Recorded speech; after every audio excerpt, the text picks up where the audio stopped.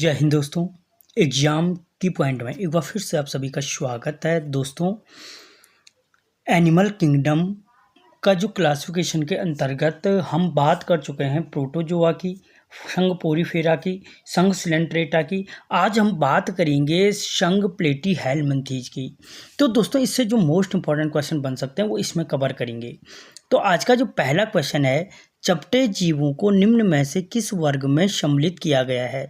चपटे जीवों को बोलो या चपटी कृमि बोलो, ठीक है। जो चपटी कृमि होती है किस वर्ग में सम्मिलित की गई है, तो संघ प्लेटीहेलमिन्थीज के अंतर्गत जो अधिकांश जीव होते हैं वो चपटे जी प्लेट के समान होते हैं, ठीक है। और जो पोषक होते हैं उनके शरीर से चिपकने के लिए इनमें चूसक या कांटे पाए जाते हैं। संघ पोरीफेरा के अंतर्गत बता चुका हूँ स्पंजों को रखा गया है। सिलेंट्रेटा के अंतर्गत दंश कोशिकाएं पाई जाती हैं मुख के चारों ओर। अगला क्वेश्चन, किस संघ के प्राणी मुख्य रूप से परजीवी के रूप में पाए जाते हैं। तो दोस्तों, मुख्य रूप से जो परजीवी के रूप में पाए जाते हैं वो संघ प्लेटीहेलमिन्थीज के प्राणी पाए जाते हैं, जो मुख्य रूप से परजीवी के रूप में पाए जाते हैं, ठीक है। अगला क्वेश्चन, प्लेटीहेलमिन्थीज में उत्सर्जन अंग है। दोस्तों, जो संघ प्लेटीहेलमिन्थीज है, संघ प्लेटीहेलमिन्थीज में उत्सर्जन की क्रिया किसके द्वारा होती है, तो वो ज्वाला कोशिकाओं के द्वारा होती है। इन्हीं ज्वाला कोशिकाओं को फ्लेम कोशिका भी कहा जाता है। ज्वाला कोशिका के स्थान पर अगर फ्लेम कोशिका होगी, फ्लेम सेल होगी, तो कंफ्यूज होने की जरूरत नहीं है कि ज्वाला कोशिका या फ्लेम कोशिकाओं के द्वारा ये क्या करते हैं, अपनी उत्सर्जन की क्रिया को करते हैं।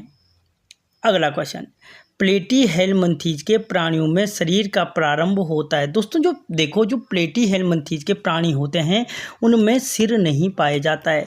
जिस भाग से शरीर का प्रारंभ होता है, इस तरीके के ये प्राणी होते हैं जैसे फीता कृमि। तो जिस भाग से शरीर का प्रारंभ होता है वो भाग कहलाता है एंटेरिजोआ के नाम से जाना जाता है। किसके नाम से? एंटेरिजोआ के नाम से जाना जाता है। अगला क्वेश्चन, ट्रिप्लोब्लास्टिक शरीर पाया जाता है। दोस्तों, जो ट्रिप्लोब्लास्टिक होता है वो मुख्य रूप से प्लेटीहेलमिन्थीज का शरीर क्या होता है, ट्रिप्लोब्लास्टिक का बना हुआ होता है।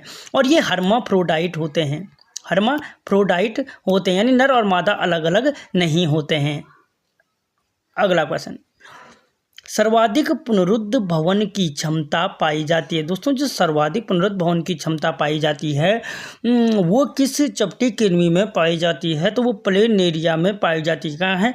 प्लेनेरिया में क्या पाई जाती है? सर्वाधिक पुनरुद्ध भवन की क्षमता पाई जाती है। और शरीर के किस अंग में पाई जाती है, तो लीवर में सर्वाधिक रिजनरेशन की क्रिया पाई जाती है। और सबसे कम जो पाई जाती है तंत्रिका तंत्र में पाई जाती है, ठीक है। लीवर और तंत्रिका तंत्र दो चीज़ें अलग अलग होती हैं। अगला क्वेश्चन, यकृत कृमि का द्वितीय पोषक कहलाता है। दोस्तों, जो यकृत कृमि होती है, जो लीवर फ्लूक है, लीवर फ्लूक, जो यकृत कृमि बोलो या लीवर फ्लूक बोलो, इसका जो द्वितीय पोषक होता है वो घोंघा होता है। लीवर फ्लूक क्या होता है कि यकृत में पाए जाने वाली कृमि है लीवर फ्लूक, और इसका जो प्रथम पोषक होता है, प्रथम पोषक मनुष्य होता है, और दूसरा जो पोषक होता है वो क्या होता है, घोंघा होता है। तो ये लीवर फ्लूक के दो पोषक याद रखना, कई बार आ चुका है।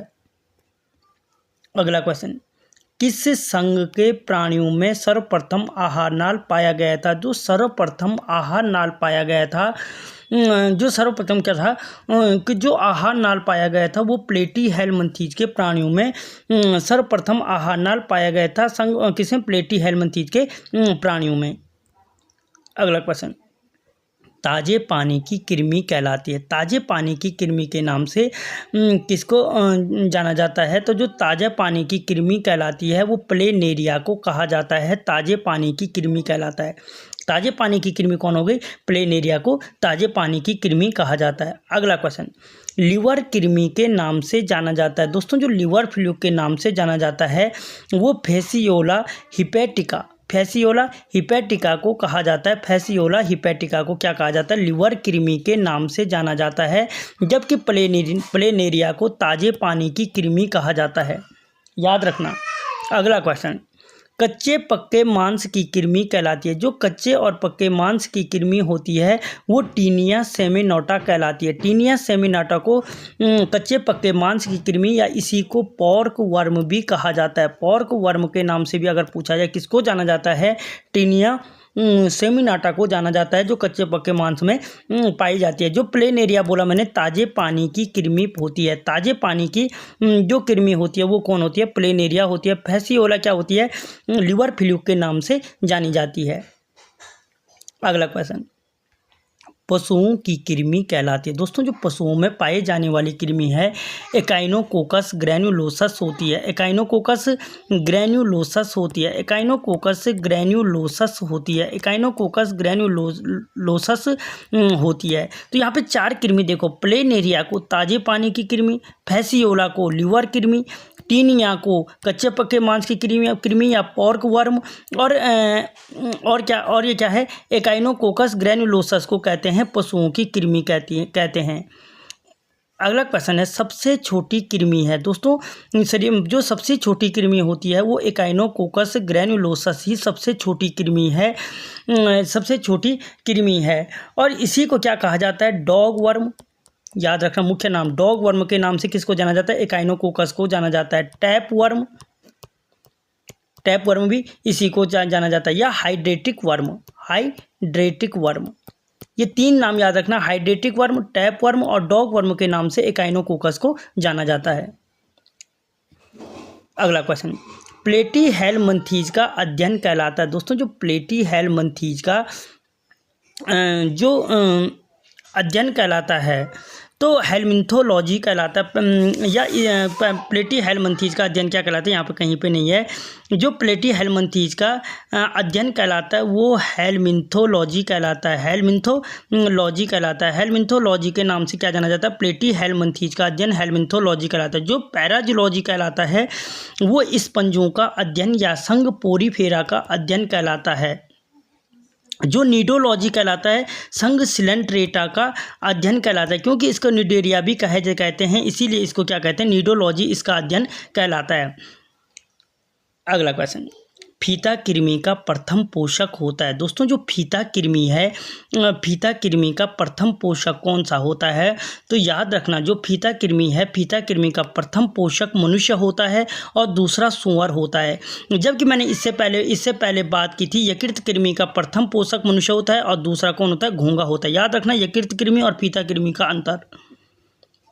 अगला क्वेश्चन, टीनिया के शरीर में से खंडों का अलग होना कहलाता है। दोस्तों जो टीनिया सेमिनोटा है उसके शरीर से जो खंड होते हैं, खंडों का बना होता है। खंडों का जो टीनिया होता है, टीनिया सेमिनोटा के क्या होता है, शरीर से खंडों का अलग होना एपोलाइसिस कहलाता है। क्या कहलाता है, एपोलाइसिस कहलाता है।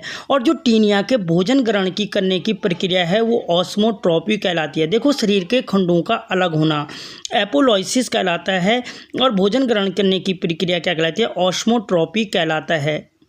और जो क्या है, चलो ठीक है, अगला क्वेश्चन आ जाएगा। अगला क्वेश्चन, टीनिया का लार्वा कहलाता है। दोस्तों जो टीनिया का लार्वा है, टीनिया बोलो या फीता कृमि बोलो, बात एक है, ठीक है।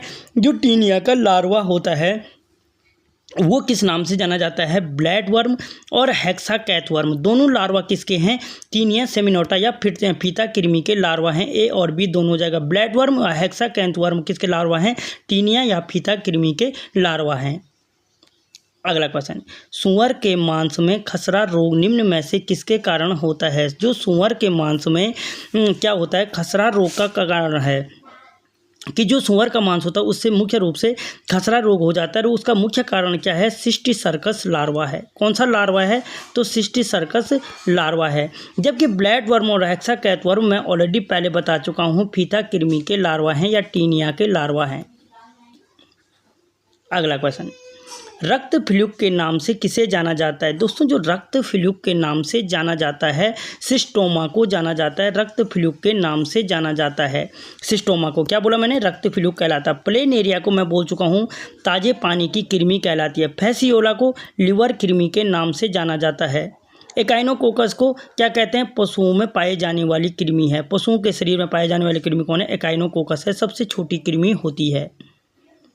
अगला क्वेश्चन, द्विपार्श्विक सममित दिखने वाला जंतु जगत का प्रथम संघ है तो वो संघ प्लेटीहेल्मिंथेस है, जो हर्माफ्रोडाइट टाइप के होते हैं, जिनके जननांगों की ग्रंथि कौन सी ग्रंथि कहलाती है? वैलेटाइन ग्रंथि कहलाती है, वैलेटाइन ग्रंथि कहलाती हैं। ठीक है, तो ये याद रखना यहाँ पे। तो यहाँ पे दोस्तों मोस्ट इंपॉर्टेंट जो क्वेश्चन थे वो कवर किए गए।